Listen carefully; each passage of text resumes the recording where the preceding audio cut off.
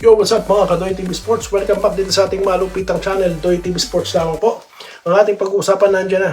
Bakbakan Ginebra, Rhino Shine, Game 5 na po tayo. At of course, yung lalo pang umiinit sa pagitan po, banggaan sa pagitan nila Long Hair at Coach Yeng Guiao. Yan at mga pa-shoutout. Pero bago po yan, magpapasalamat po na si Doy TV sa inyo. Mga followers at subscribers na lagi ngayon pa lang naka-like na. Sa mga hindi pa po, wala pong bayad yan, no? Follow na po kayo at subscribe na.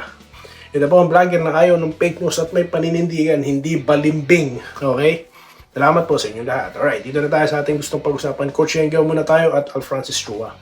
Aba, hindi pa po talaga lumalamig yan, no? Nagpa-interview through phone itong si Long Hair. Okay? At matitindi po mga sinabi niya doon. Hindi ko na po inuulit dito, no? Kasi ang sa akin, yung punto ko lang naman ang komento ko lang naman ang ina-highlight ko dito. Okay. Hindi na ako mag-iiwan pa ng iba pang mga komentaryo. Okay. So, nakita ko po ang mga comments, no, ng ating mga PBA scholars, no. Mga master's degree po ng PBA rules, no. Naglalatag sila ng mga rules. Well, ito pong pangyayari na to is goes to show, no, na hindi talaga totoo, no. So, pinasisinungalingan ng pangyayaring ito. Yung mga paratang ng mga haters. Okay, di ko lalahatin. Okay, yung karamihan sa kanila. Na ano daw, pag nanalo Ginebra, referee, long hair. Diba? Kasi kung, logic na lang yan Kung nabayaran niya yan, kailangan niya pa bang magdadaldal dyan? Kailangan niya pa bang makipag-usap? Hindi na. Sa sulok na lang yan. Text na lang yan. Diba? So, yun. So parehas po kasing yung kabila kumakausap. Yung dito naman sila, yun nga, of course nagrereklamo din ng si Coach Tim Con. Pero siguro baka malay nyo, tinatranslate lang ni Al Francis Chua yung mga comments.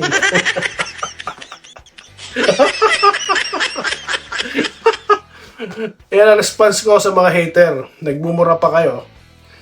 Okay? Kung ano pang kabalbala na sinasabi nyo kay Doy TV, hindi nyo ako matitinag. No? Okay? So, hindi na ako magkokomento pa dyan sa dalawang yan. Okay? Iiwanan ko na po yan sa ganyan. Then, pagkakabati rin naman yan for sure. Ginebra versus Rhino Shine po tayo, mga boss. Wala pong prediction si Doy TV. Okay? Hindi po magpe-predict si Doy TV. Kumbaga, isa-site ko lang dito yung mga posibleng mangyari. Of course, Rhino Shine given na po yan. Tatakbuhan ganyan in every given opportunity. Di ba? Di ka tatantanan yan. Kasi yun pang effective So, pinakita ko sa inyo kung paano tinalo ng Rhino Shine ang Barangay Ginebra. So, talagang mautak, diskarte. Pag nakita nila, double team dito, dalawang player dito, hahanapin nila yung open at yung open, nasa ilalim na ng basket, puposisyon na sa 3-point shot. Yun dapat ang unang ma-anticipate ng Ginebra kung gusto nilang talunin ng Rhino Shine. Okay? Sa kabilang dako naman ng Rhino Shine, kumpiyansado po ang mga players. Walang star dito. No? Nagkakataon lang na sila ang nakakapukol, katulad ni Locum, katulad po ni Beldray. Okay? Kaya po ang Rhino Shine, talagang actually marami po ang may gusto rin sa Rhino Shine. May ilan na pong mga fans ng Ginebra. Okay, sa serye na ito, doon lang siguro sila kakampi. Alright? Pero ako naman kasi very consistent Pag sinabi ko Ginebra ako. Mag-a-analyze lang po ako. No? Okay? So ngayon, wala po tayong prediction. Okay? So sino pong manalo dyan? Siya na po ang may edge. Siya na po ang may mataas na kumpiyansa para po tapusin ang serye sa linggo. Diba? So, yan po ang matindi-tindi dyan. Okay? So, abangan po natin yan. Kung sino po ang makagawa, Halimbawa, ma-execute na maayos ang Rhino Shine ng kanilang play na mahirap pigilan, sila panalo dyan. Pag ang Ginebra naman po ay napigilan yan, lista mo na. Yan po ang ating topic. Shoutout na po tayo. Dito po tayo sa ating mga content, mga boss, na pinagkomentohan nyo. Maraming salamat po sa patuloy nyo pong pag-comment sa ating pong mga suki, Salamat po. Sir Joseph Pineda, okay, Sir Wenceslao Hapon, Vincent Nava, Okay, ganun din po. Sila Ma'am Erin Quiles, sila Ma'am Minerva Nimba, Okay, wala po tayong palakasan dito sa ating shoutout section na mga boss. Pasensya na po sa mga hindi po nababanggit. Okay, si Lagonoy, huwag kayong mag-alala, talagang ganyan bilog ang bola. Alright. Agree daw po si Charmaine Veracruz, shoutout po. Lawrence Correg, shoutout po.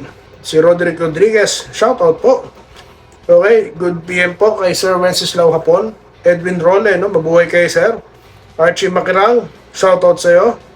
Okay, siya po'y pan ng Hinebra, Gilbis pa. Gerald Castillo, shoutout po, ha? Okay. Andresito Lantason, maigpit na depensa at swerte sa offense. Walang takot sumalaksak ang Rosyan po. Totoo yan, Andresito Lantason. No? Maganda nga po yung ginagawa nila talaga, fearless. Titignan ko kung yan po ay kayang depensa ng Hinebra, kaya nilang tapatan yan, no? May chance. Alam nyo, kung titignan nyo naman ang lineup ng Rain or Shine, no? Talagang, kung tutusin talaga, maraming star ang Hinebra, no? Di na nga lang, sa klase po ng laro ng Rain or Shine, ang ganda kasi ng design, no? Kaya maganda po yung sinabi ni Coach Tim Cone, na hindi niya po sinisa yung mga players. May punto po yun kasi talagang sa pagkakataon na yun sa game 4 na outcoach po talaga siya, no, ni Coach Yengero. Alam nyo sa mga taga-barangay Hinebra, i-share nyo po ito, okay mga boss, pasuyo na lang. Gusto kong makarating ito sa mga players ng Hinebra. Naka-NSD pa naman si Coach Al Francis Chua. Nakikipaglaban na nga para sa inyo. Ay pagtalo na nga kay Coach Yeng. Dapat ilabas naman ang true NSD. Di po ba? Yun eh. Robert, kaya abangan mo sa Game 5. Tignan po natin yan. No level, Mateo. Shoutout sa'yo. Expected niya daw na matatalo. Chris Bondin, shoutout sa'yo. Ang solusyon dyan, ipasok ang mga bench umpisa pa lang. Pagurin daw po ang Ross. Baka po tambak na. Bago makahabol, sir. Magagalit si sabi po ni Roberto Figuero, no? Ano kaya mangyayari pag nanalo Hinebra? That will silence na naman itong mga maiingay na nakakita po ng pagkakataon para bumanat sa Hinebra, no?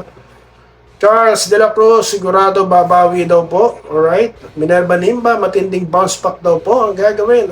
Albert Panopio, shoutout sa iyo. Okay. Romel Sales, no? Babawi daw po next game. Alejandro Tronson, salamat po.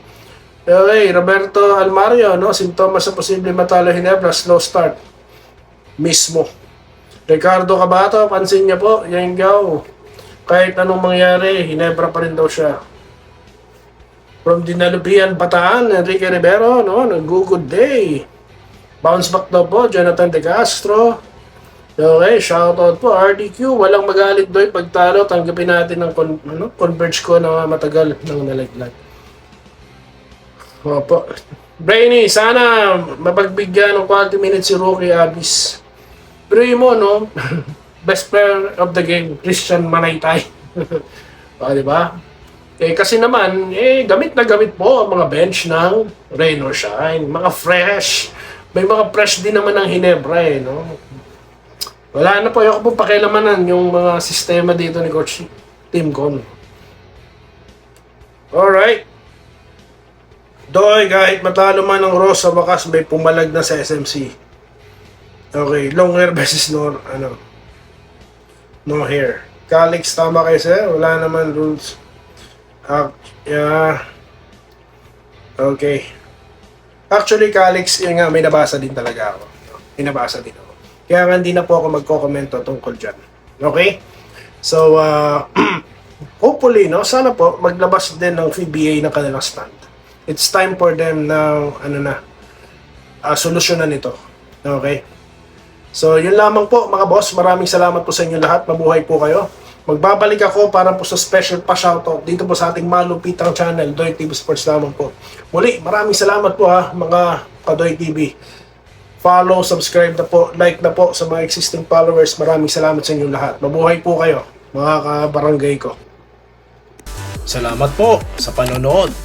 Subscribe na para sa mga susunod na basketball at boxing videos.